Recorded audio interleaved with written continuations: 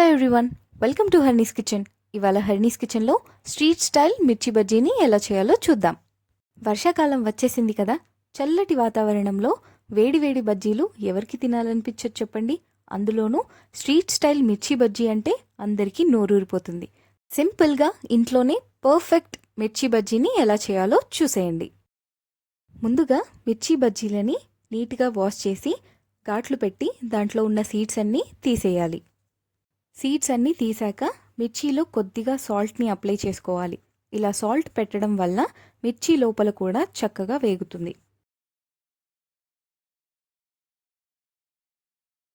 ఇప్పుడు బజ్జీ పిండి కలుపుకుందాము. ఒక మిక్సింగ్ బౌల్లో 1.5 కప్స్ శనగపిండి తీసుకొని అందులో 2 స్పూన్స్ బియ్యం పిండి, 1/2 టీ స్పూన్ వాము, 1/2 టీ స్పూన్ కారం, 1/2 టీ స్పూన్ సాల్ట్, చిటికెడు వంట సోడా వేసి మిక్స్ చేసుకోవాలి. అన్నింటినీ బాగా మిక్స్ చేశాక ఇందులో వేడి చేసిన 2 టేబుల్ స్పూన్స్ నూనె వేసి కలుపుకోవాలి.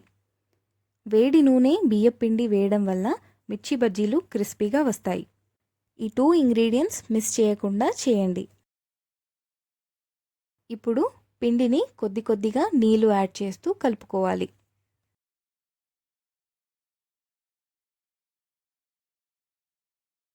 మనం పిండి కలిపేదాన్ని బట్టి బజ్జీలు వస్తాయి. అందుకే జాగ్రత్తగా కరెక్ట్ కన్సిస్టెన్సీ వచ్చేట్టు కలుపుకోవాలి. ఇలా విస్క్తో లంప్స్ లేకుండా కలుపుకోండి.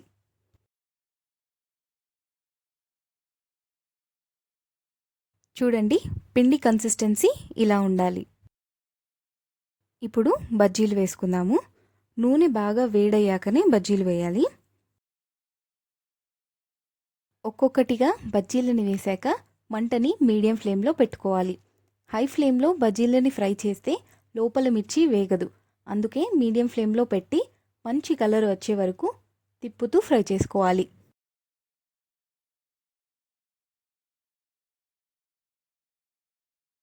బజ్జీలు చక్కగా ఫ్రై అయ్యాయి. వీటిని తీసి టిష్యూ పేపర్లో వేసుకోవాలి.